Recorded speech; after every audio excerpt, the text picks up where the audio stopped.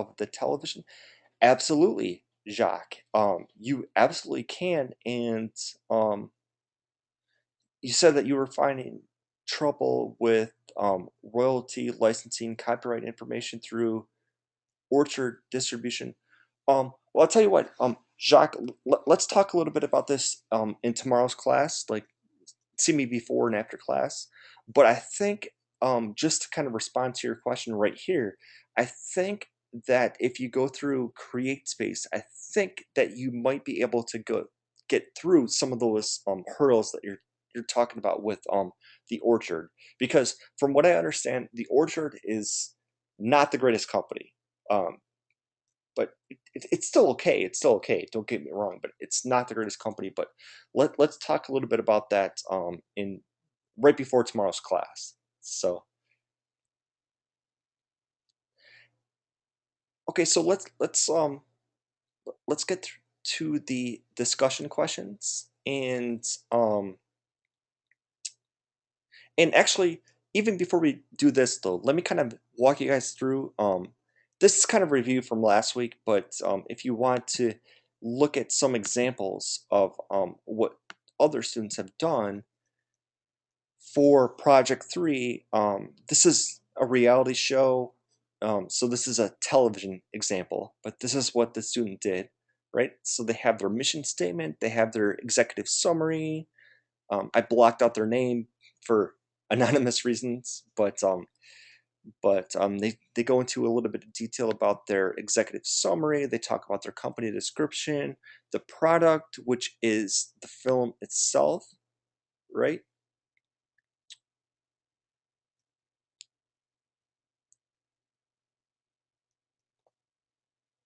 And in this particular case, they talk about manufacturing and distribution. They talk about Syndicato, which is kind of a company that I've never heard of necessarily, but nonetheless, they go through the you know the specific details about their distribution.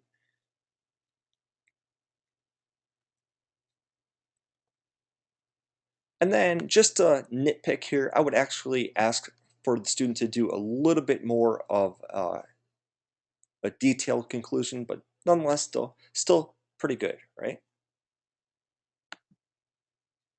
Okay, and then this is somebody else. They go through their mission statements. They talk about this particular product. It is the mission of the title, etc. They go through their executive summary. Once again, that's a little bit of information about yourself, right? They talk about their company. Remember, for this project, for Project 3, remember that this can be made up. This does not have to literally be your main company. This does not have to be exactly what your company is for your final plan for EBMS. I mean, you'll get more into that with when you go into Steve's class, Steve Burho's class, and he walks you through like kind of the step-by-step stuff that you have to do for your final business plan. But remember, for this class, you don't have to do that. So the student talks about their product. It's a short film, and in this section, maybe just to nitpick, I would like to see a little bit more of information about the product here. But nonetheless, though, this is a really good job that the student did, right? And they go into their manufacturing and distribution. They talk a little bit about their marketing and promotion. And once again, I know that this section here, the marketing and promotion, I know that like you guys had the whole class with Ken, right? The branding, and you may have got into a little bit more detail here, but nonetheless, though, you don't have to go into a lot of detail here. Just give Kim and I just a little bit of an idea of what your marketing and promotion might be. Okay, and then the student offers a conclusion. So let's also look at another example here.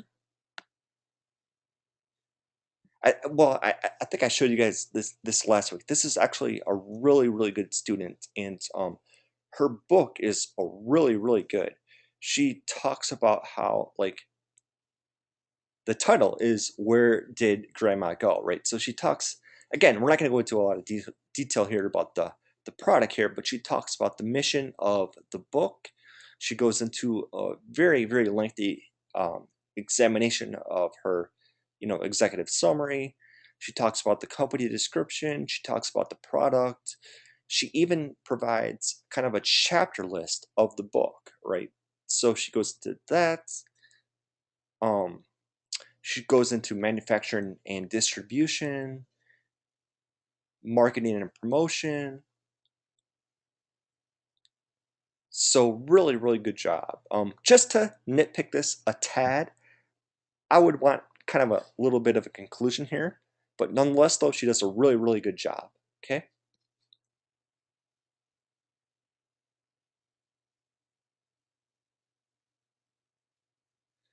Okay, so let's get into some of the attendance questions that you have to ask. And for you on campus students, you have to fill this out, right? Um,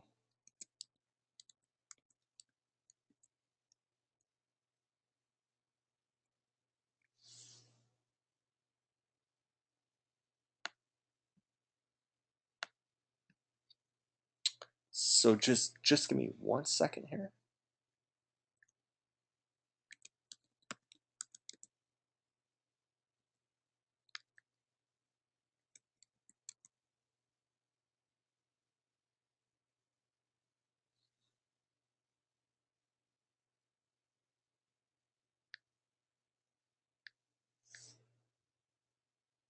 Actually, I totally apologize. I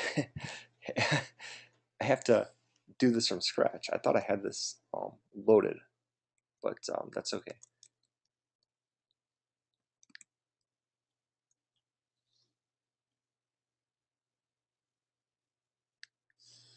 Okay, so just give me one, 1 second here. But in the meantime, as I'm loading this, does Jacques, Jesse, or Keisha, do you have any questions?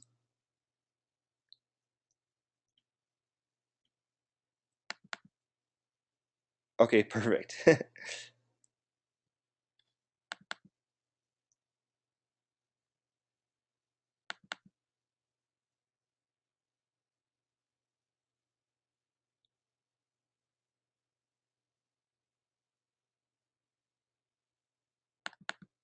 Okay, so let's look here at the week 4 attendance questions, and remember that this is only for the on-campus students. Like you online students, you don't have to actually um, go through and answer these. These are only for the um, on-campus students. And actually, basically, what happened? Just to kind of give you kind of an explanation about this.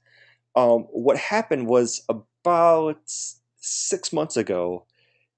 Full Sail kind of changed their policy where instead of doing 14 classes, we now only have 12 classes, which I think is actually works out for everybody. I think that's a really good policy.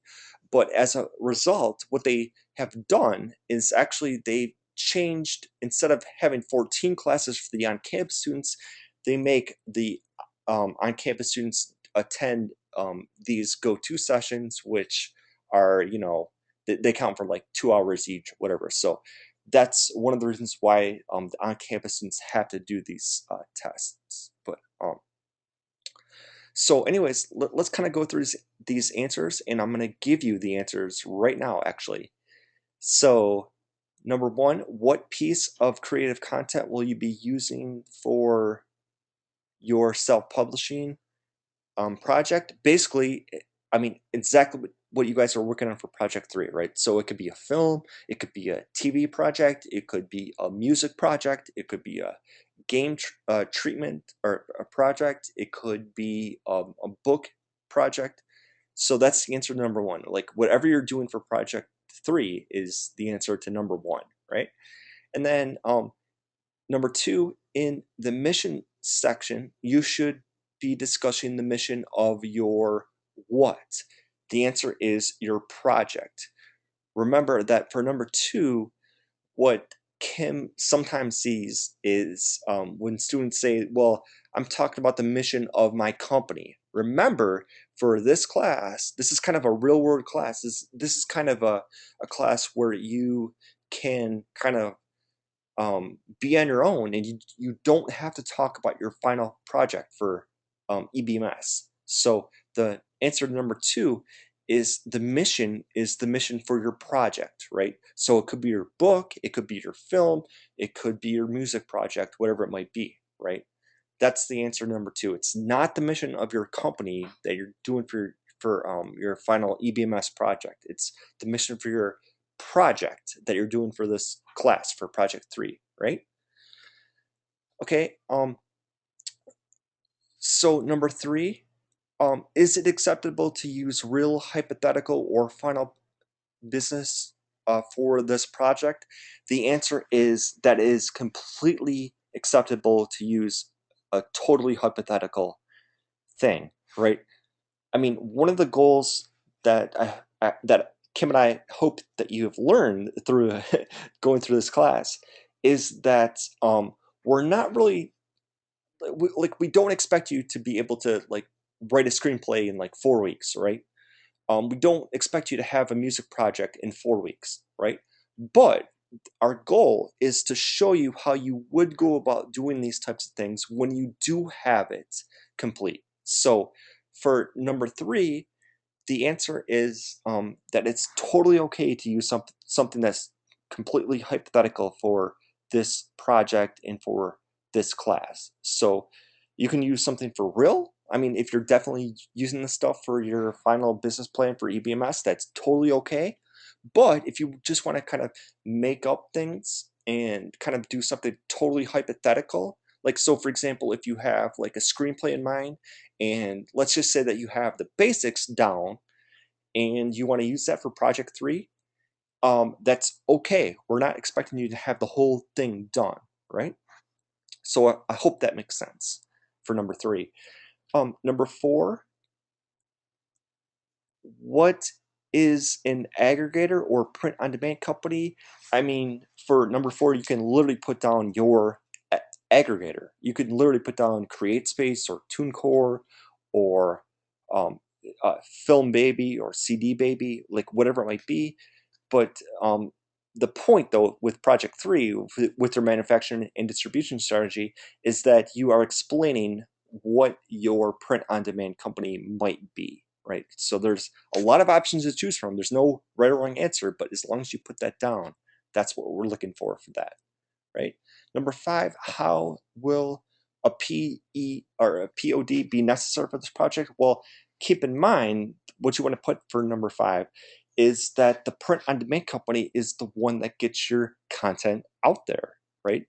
It's kind of takes place of the agent, right? Because the agent for project 2 is kind of your print on demand company, right? That they are the ones that kind of get your product out there. But for project 3, your POD is CreateSpace, or it's TuneCore, or it's CD Baby, or it's Film Baby, or it's distributor, whoever it might be, and they are the ones that kind of get your project out there. They are the ones that kind of self-publish and distribute your product. Okay, so does that make sense? Before I move on to number 6, is everybody clear on that? Okay, cool.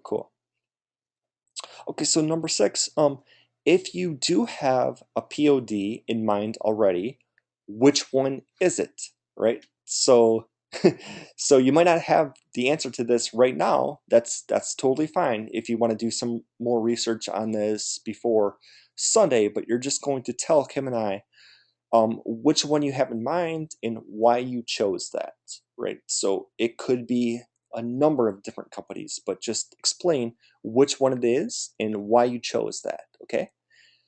So number 7, is it acceptable to reuse relevant content from projects 1 and 2 in this particular project? The answer, and Hopefully Cassie's not listening because I know that she might not like this answer, but the answer is absolutely. It's totally fine.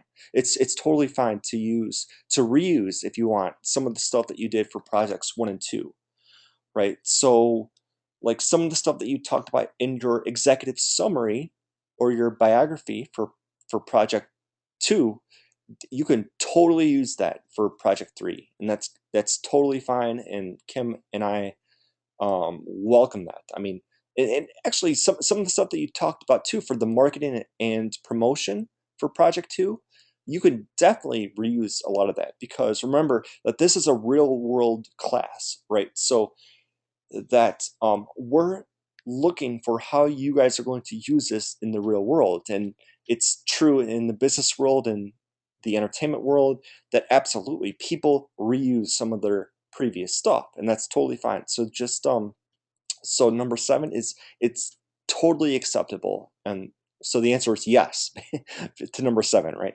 It's totally acceptable to reuse some of your previous stuff, right? Okay, number 8, where can you find the business strategy template and some of the other things? You can find those things in the references. And also, you can even put on there that you can find these stuff in the appendix of the textbook. But you can totally find these stuff in the course references, right? And number 9, is there a page requirement for this project? Um, the answer is no, but I will just tell you that in the history that Kim and I have been doing this class, there's no page requirement, but I can tell you for certain that the students that tend to do the best on this assignment for project 3 tend to provide us a lot of detail, right? So the answer is that there's no requirement, but I mean to be honest, if you want to do really good on this assignment, the more detail that you can provide um, to Kim and I for project 3, the better grade that you're probably going to get. So there's no requirement, but I mean, that's just kind of a little bit of a caveat is to let you know that the more students provide, the better grade that they tend to get. And then number 10, are you required to double space or do anything for APA? Remember, no, this is a real world class, and in the real world, you don't have to do APA, right? So there's no APA requirements, and I know that might be different than some of your other classes, but in this class, we this is a real world class, and so I guess we're better than than those other classes that you might have had, right? And in the real world, APA is not required. So I mean, obviously, if you do have sources, you want to cite the sources, but I mean, it's not required, right? So at this point, are there any questions that Jacques, Jesse, Keisha, that you might have? I mean, definitely, I know that it's only Thursday.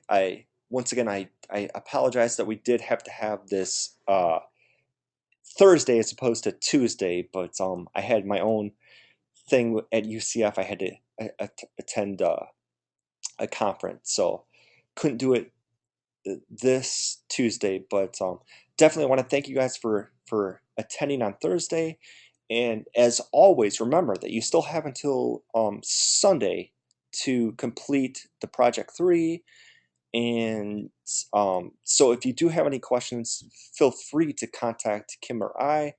And actually, I this is kind of going outside what I normally say, but I will just say that like we love you guys.